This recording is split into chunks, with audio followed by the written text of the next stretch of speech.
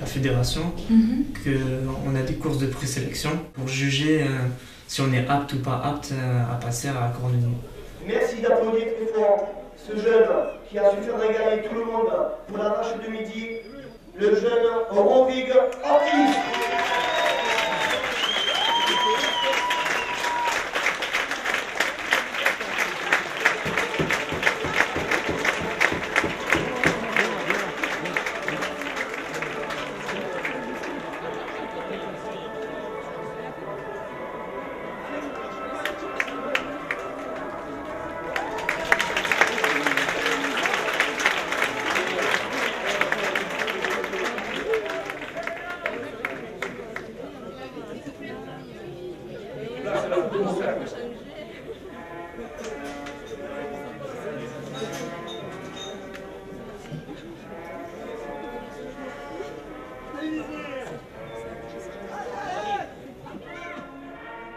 Le premier souvenir que j'ai, c'était avec mon grand-père d'Aigues-Vives, quand il m'a mené aux Marquises, à la manade de Laurent. C'était dans un domaine, bon, c'est exceptionnel, hein, un domaine comme ils ont, et puis une des plus grandes manades à l'époque qui existait. Il était amateur pour la manade, et il avait une grosse amitié avec la manade de Laurent. Et ils ont gardé ce contact, donc ce contact, eh bien, ça nous l'a fait transmettre aussi à notre famille. Et côté papa, c'était pareil pour les grands-parents, avec la manade blatière. Donc on avait un côté, le papa, les blatieristes qu'on dit, et côté maman, les laurentistes. Et ça c'est Tristan quand il a été biorg d'or. Donc quand un taureau est biorg d'or, il sort avec la devise dorée. Tous les taureaux ne sortent pas avec une devise dorée. Voilà. C'est quand un taureau est biorg d'or, en général, quand il est biorg d'or, pour la finale, il sort avec la devise dorée. Et c'était en 99. Après, il en a eu un autre, il a eu un deuxième titre en 2001. Ce qui m'a accroché vraiment, c'est de voir le parcours de mes grands-parents qui allaient voir un taureau, on va dire jeune, qui n'était pas vedette.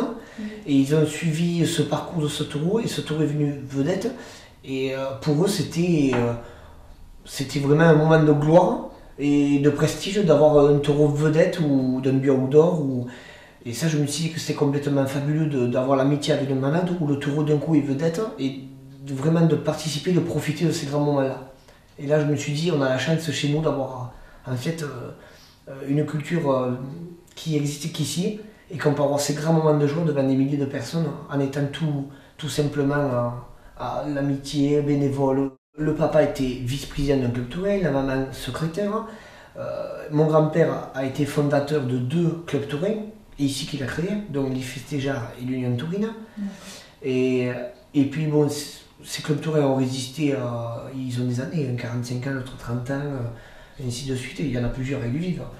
Et donc, de voir qu'ils se sont investis et que quelque part c'est quand même nos racines de chez nous, on s'est dit si tout le monde s'arrête, ça ne peut plus continuer. Donc moi qui aimais cette passion de course camargaise, je me suis dit mais si tout le monde fait pareil que nous, qu'on reste assis dans les gradins, ça ne pourra plus continuer de voir la course. Donc il faut s'y mettre un bénévole, prendre des risques. Je me suis investi dans un club touring, j'avais 17 ans, j'avais pas le droit, il a fallu une dérogation de ma maman. Et ensuite, bon, après mes 18 ans, j'avais le droit d'avoir été licencié dans un club touring. J'ai fait 8 ans d'expérience, je ne suis pas arrivé comme ça, il y a des secrets aussi un peu qu'on explique, qu'on ne doit pas tout dévoiler. Et puis dans ces secrets-là, j'ai réussi à gagner la confiance de tout un club touring, où ils ont accepté de me donner la place de président en 2005. Donc aujourd'hui, j'ai presque 5 ans de présidence déjà. On travaille avec des manadiers, donc on essaie de travailler proprement, parce que même qu'il y a l'argent pour les manadiers pour payer les taureaux ou les rasetteurs, c'est parce qu'on a de l'argent qu'on doit faire n'importe quoi sur la course camargaise. La course camargaise, c'est pas l'argent. C'est la course camargaise qui fera peut-être l'argent, mais il ne faut pas que ça devienne le contraire. Et on monte des plateaux, c'est-à-dire des plateaux de course camargaise en affiche, et il faut qu'elles apportent quelque chose dans notre village.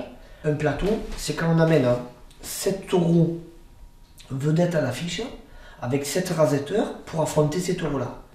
Et donc, là, le but du genou, c'est d'attirer les aficionados dans nos arènes ce jour-là. Faire un peu concurrence aux autres arènes, tout en gardant le fair play. Et on aboutit, que la course est bonne, qu'on réussit ce qu'on veut nous pour les aficionados. là, on est le plus heureux. Autant pour les spectateurs, que les manadiers, que les rasetteurs, et nous, organisateurs. Est-ce que vous pourriez me donner le nom de plusieurs taureaux que vous avez admirés, que vous admirez, et qui ont eu un parcours particulier? Alors, un parcours particulier, moi, de ma génération, moi, j'ai Tristan de la manade de Saumane. Ça a été un taureau qui a eu un comportement extraordinaire parce que ce taureau est resté régulier toute sa carrière, c'est-à-dire il faisait des bonnes courses, peut-être une dans l'année supérieure aux autres, mais il a toujours resté égal à lui-même. Et ça, c'est rare, ça reste des taureaux exceptionnels de son plus jeune âge jusqu'à sa retraite, de faire pratiquement les mêmes courses dans toutes les arènes. Et ça reste un taureau exceptionnel. Après, nous avons eu quand même un taureau comme Camarina de la manade de Chauvet, qui est un taureau un comportement différent par rapport à Tristan, pour moi qui faisait moins peur, mais qui avait une bravoure de toujours se combattre contre les rasetteurs jusqu'au bout de son épuisement. Et puis actuellement Guépard, un petit peu de la manade de Cuillère, qui a un peu le taureau le plus jeune qui arrive, là, qui a été élu Bion d'Or cette année, et qui a surpris un petit peu les spectateurs parce qu'à la planche, il peut être un taureau très dangereux, qui rattrape les rasetteurs très facilement. Donc c'est 3 comportements différents, 3 Bion d'Or différents, mais qui sont aussi appréciés par les spectateurs pour ça. Un garçon comme Alouani qui a terminé sa carrière cette année, dès le début, quand il a commencé, on a vu que ce garçon avait quelque chose. C'était inné, on a dit ça fera un rasetteur.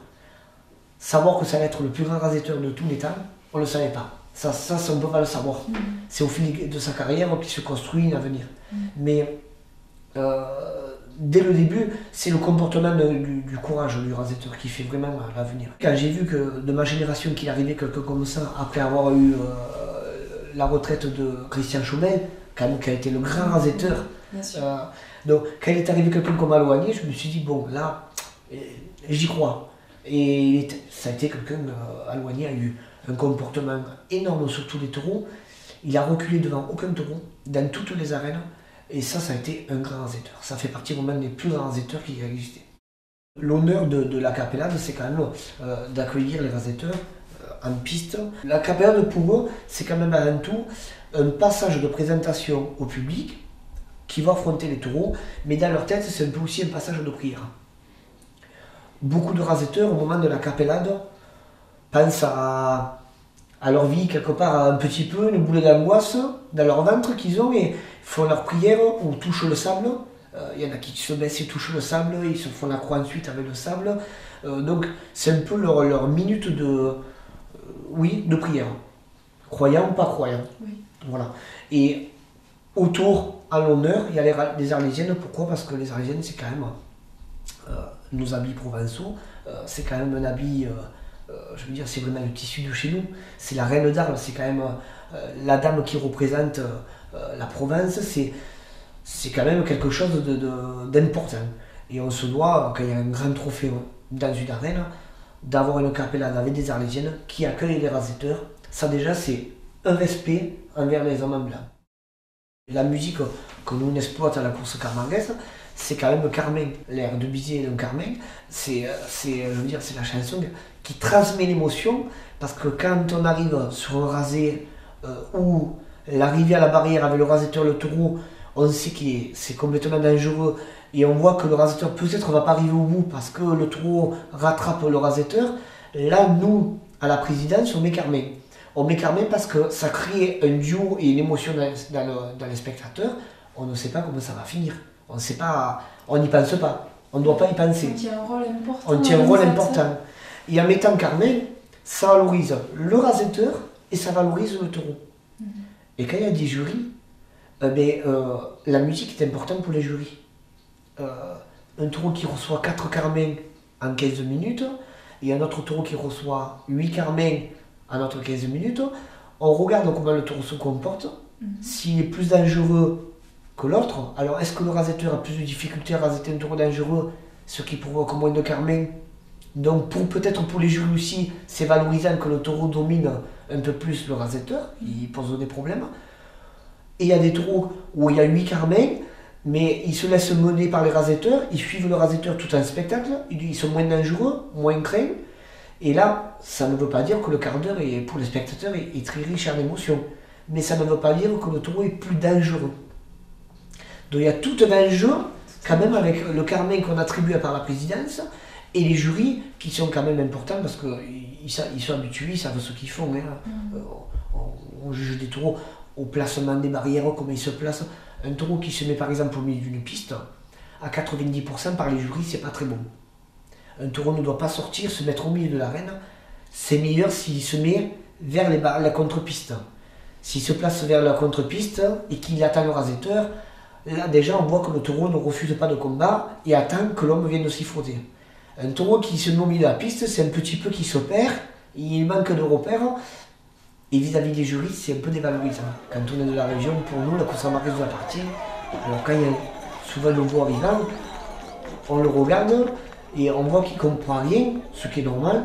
Comme nous, si on allait chez eux dans des régions qu'on ne connaît pas, et on rigole.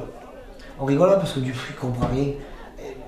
Et notre rôle, c'est pas de rigoler, c'est de leur expliquer vraiment l'histoire et le sens du jeu. Parce que quelqu'un qui voit le rasetteur courir devant le taureau, il voit qu'il y a un petit peu de danger, mais c'est pas systématiquement le jeu qu'il y a. Alors notre rôle, c'est quand même de lui apporter des conseils, de lui expliquer le jeu. Moi j'ai eu la chance d'expliquer à des gens qui ne connaissaient pas la course camarguaise. Aujourd'hui à la retraite, ils sont partis du nord, ils ont acheté une maison ici dans le sud, et tous les dimanches, ils sont au taureau. Ils vont voir des courses camarguaises. Donc comme quoi, aujourd'hui on a besoin de cette communication importante que nous, on doit le transmettre aussi à ces nouveaux arrivants. Oui. La Fédibio, c'est la foi du taureau. Hein. Je n'imagine pas aujourd'hui, en plus avec les problèmes qu'on nous dit aujourd'hui, on peut risquer d'abattre les cheptels des manadiers parce qu'ils ont des maladies de tuberculose ou brucellose, mais aujourd'hui si on nous disait il n'y a plus de courses pendant 2 ans ou 3 ans, c'est pas impossible, hein. Mais nous on ne se l'imagine pas. Hein. Parce que quand on a la Fédibio, ce qu'on dit la foi du taureau, on se dit mais c'est pas possible que tout s'arrête comme ça. C'est quand même des centaines de villages, c'est quand même plusieurs départements accrochés à ces cultures, et on vit que de ça. Hein. Nous par exemple, on vit que de ça tout l'été. Il arrive mai jusqu'en septembre, vraiment, on est des dimanches au taureau, on va voir une abrivade en semaine parce que c'est la fête au Kélar ou à Vauvert ou à Saint-Laurent-des-Gouzes. La Fédibio, c'est ça, c'est la foi du taureau. On ne se lasse pas.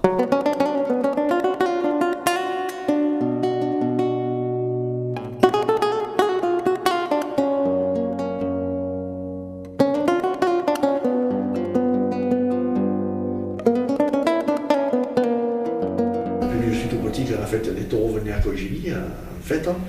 Je ne risquais pas de partir. Ça, tant que le char était là, c'était quelque chose. Bon, le taureau, c'est unique comme ça. Chaque fois qu'il va à la fête à Cogilly, les gardiens venaient manger à la maison, et voilà. Et c'est parti dans ce milieu-là. Mon père était à la mairie, s'est occupé pendant des années de la fête votive de Cogilly. Et c'est lui qui amenait les taureaux. Mais lui ne s'est jamais occupé d'une manade. On partait voir les courses, on y allait à cheval, on allait à Aigues-Vives à cheval avec une charrette, une jardinière, on allait voir les taureaux à Aigues-Vives. Partout dans le coin, les fêtes c'était régulier, on allait voir les courses de nuit, on allait à Ferrade, voilà, c'est comme ça que je suis parti dans les taureaux. On allait surtout voir les taureaux jeunes, dans le coin, c'était pas comme les taureaux confirmés. Toutes les arènes qu'on avait, que ce soit à Aigues-Vives, que ce soit à côté, comme tout ça, c'était pas les grandes arènes, donc on allait voir tout les taureaux jeunes et les courses de nuit là-bas. Le premier contact que j'ai eu, c'était des Ferrades, on allait attraper chez Zuccarelli, j'avais 13 ans.